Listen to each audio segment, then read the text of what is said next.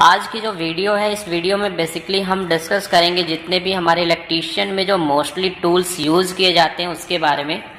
तो आपको यहाँ पे डिस्प्ले पे दिखाई दे रहे होंगे बहुत सारे जो बेसिक टूल्स हैं हमारे इलेक्ट्रीशियंस के, तो इन्हीं के बारे में डिस्कस करेंगे। हालांकि टूल्स तो वैसे बहुत सारे होते हैं, लेकिन फ़िलहाल में हम उन टूल्स के बारे में डिस्कस कर रहे हैं जो मैक्सिमम फ्रिक्वेंसी में यूज़ किए जाते हैं।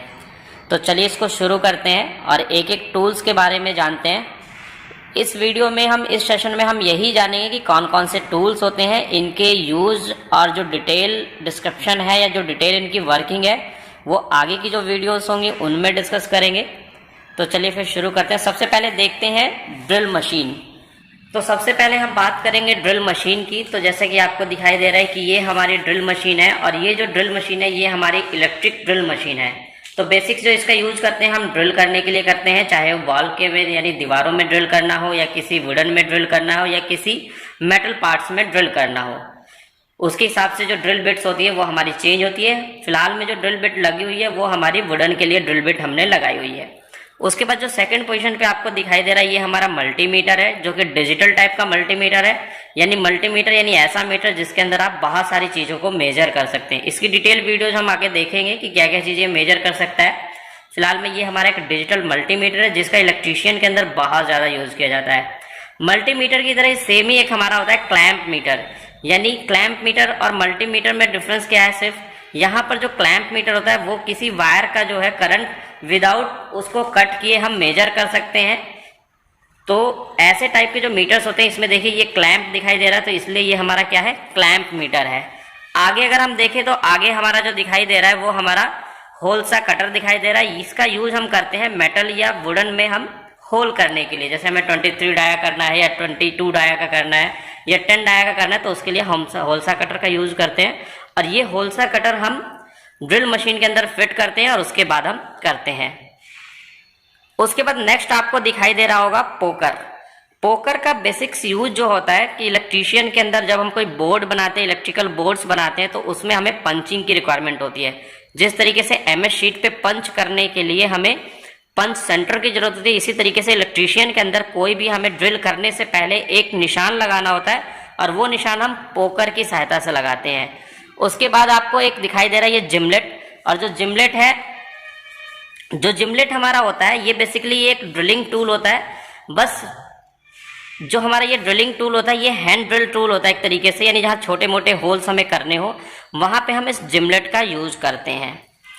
नेक्स्ट जो हमारा है स्क्रू ड्राइवर सेट। सबसे ज़्यादा यूज किए जाने वाले इलेक्ट्रीशियन के अंदर अगर कोई टूल्स है यानी screw driver. Without screw driver आप इलेक्ट्रीशियन के अंदर किसी भी काम को नहीं कर सकते।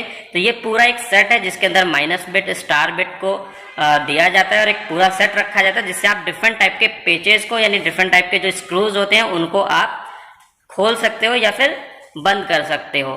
उसके बाद आपको एक हैमर दिखाई दे रहा है। बेसिकली जो ये हैमर है हमारा बॉल पिन हैमर कहलाता है।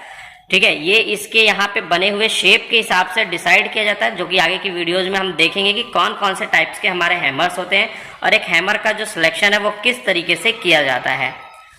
आगे के कुछ टूल्स में हमारा सबसे एक मेन और बहुत छोटा लेकिन बहुत ज़्यादा यूज किया जाना टूल्स है वो है नियॉन टेस्टर, या जिसको फेज टेस्टर के नाम से जानते हैं। यानी आपने हर एक इलेक्ट्रीशियन के पास ये टूल आपने जरूर ही देखा होगा, जो कि नियॉन टेस्टर होता है। इसकी सहायता से हम क्या करते हैं, किसी भी फेज वायर के अंदर हम ये चेक करते हैं कि उसके अंदर सप्लाई आ रही है या नहीं आ रही है। उसके अलावा इसके साथ हम स्क्रू को टाइट करने के लिए, उसको ओपन करने के लिए भी हम नियॉन टेस्टर का यूज करते हैं।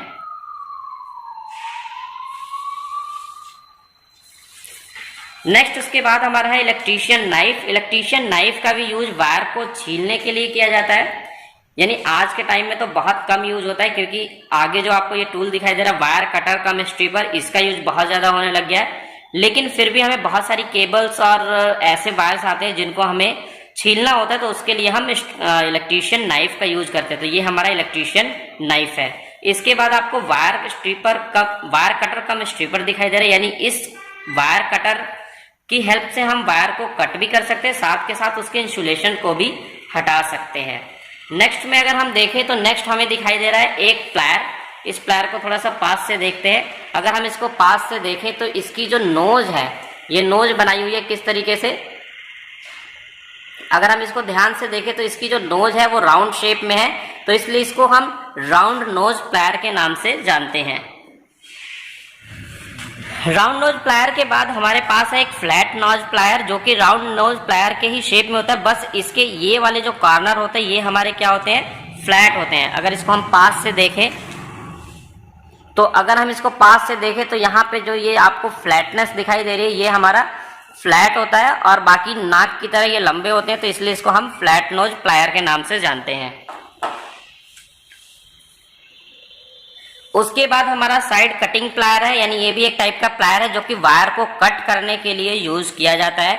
उसके बाद सबसे ज्यादा यूज किए जाने वाले टूल्स में एक टूल्स है हमारा कॉम्बिनेशन प्लायर, जो कि हमारे वायर को कट करने के लिए, वायर को स्ट्रिप करने के लिए, वायर को ट्विस्ट करने के लिए एंड अदर वर्क्स में करते हैं। इसकी एक डिटेल वीडियोस देखेंगे हम आगे।